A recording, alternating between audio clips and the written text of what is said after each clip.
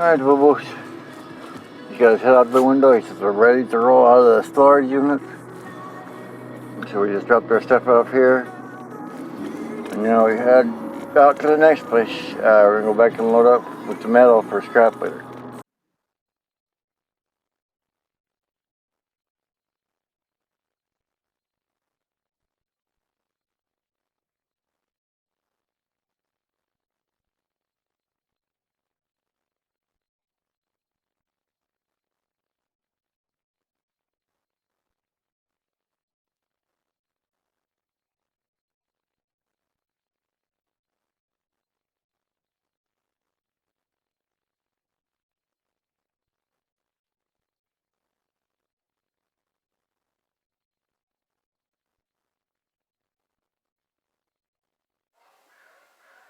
Alright, just so I can show you, I'm using 1/2 inch plywood, or not plywood, oriental strand board, sorry. And I've got the one wall up here on the back, and I'm going to mark out my window for there, which is that one here. I'm going to have to scrape it, and then I'm going to have to get my caulking out. But there's one side of the wall done. Now you can really see what a wall does, and I'm going to fold these in like this around it for now, and then we're going to get some metal paneling eventually. But there's that one done. I've even got my side post up from my deck right here, so my deck's a little more solid. So next step is this other side, and then we'll cut the, I can cut the window later. I want to get that done, and then we're going to go do the bedroom, and then plumbing.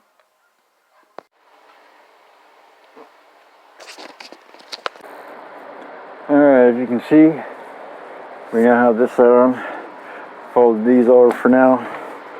I'm probably going to screw them in place just until I can get the metal siding for the back.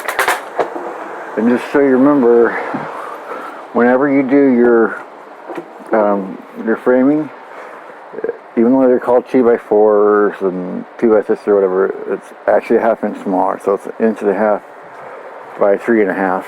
And they do that so when you put 1/2 inch sheeting on there, it's actually 4 inches. So next step is putting the light inside. Well, I was wondering for episode 7 if we were going to get any lucky things. Well, I got a little piece I can cut off of here, but pretty much that the 2 pieces of OSB I got were enough to do both the rest of the bed and the back wall. So that's good. And then I'm replumbing the whole RV. There's no old piping in here, and so I don't know what kind of RV parts are going to be able to blow my 1/2 inch PVC apart, but it might. I'm just saying, I think we're going to have, there's going to be a lot of stuff blowing out if it blows out, but basically I'm going to run, sorry for that, my mic slipped, but the washer and dryer is going to go right here. And so probably in here I'm going to get the measurements off of Amazon of the water heater. But the water heater will sit right here, and it's a 7-gallon tank. And so I'll have very short runs to do from, because all the dishwasher needs is hot water. So that's one hot water. The washer and dryer will be here. So I'll probably have a faucet right there. Gotta use my spade bit to the faucet right there, and then I marked an X where I want the hot and cold here. And then what I'm probably going to do is I'm going to go between these two here. I'm going to run my pipe right there, and we're going to fitting, and I'm going to actually run a one of those rainwater shower heads, because they're cool, but that's not really why. It's so that I can, if I have to, or if I'm not having a good day with my legs or whatever, I can use my shower chair and sit in there and shower right overhead, and it'll also keep, instead of worrying about spray this way, maybe getting too far, it'll keep it contained. And then we're going to do a loop, one of those, the old-fashioned claw loop shower curtains for now until I get tile on the wall, but that'll work. So that's the next step, is getting the plumbing in here, but that's where we're at the moment. So let's just start measuring out. Oh, and the light. I'm going to show you guys the light here. This, when I was getting the, when we were getting the lumber, the 2x4s, and then the OSB, this was they had like a little garage sale thing. And so it's a little fluorescent light. There's 2 screws put up in the roof, and that's where they would normally put the AC. This didn't even come with AC at the time, this motorhome, so that's a whole I have to worry about actually. But it's got the switch here. But as you can see, this is a night light too. So it's kind of cool because that's enough of a night light in this RV so that don't fall or can see things if you need to get up at night. And then I have it right here. Then I'll come back on. And then I'm going to be running a switch there. I'll probably be running another. Actually, I might not run a switch here. I might run an outlet right here since I'm going to run the TV right here. So I just got to go buy an outlet. A plug outlet in there.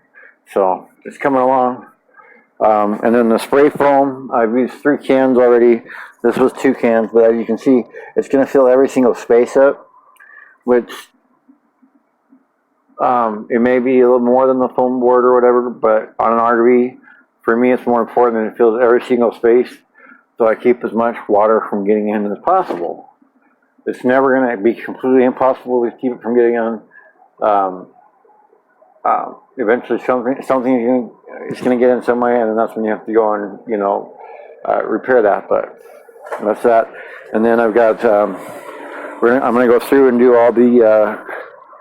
I have to do this side over here. I have to pull the trim boards down over there and the door around the board, so I didn't have the caulking at the time, so I got more of that. And then so these windows here, this window here, not the window I took out for the AC. I got to do that yet too, but the window here, I'm going to undo the screws, clean it off, and re-caulk it, and then I'm going to use my new screws and screw it back in there because the old screws rust out, and that's part of how water gets in. It's not necessarily even the caulking on the ceiling. It's the screws that they use on these aren't meant for outdoors, and the screws that I've got now, they're meant.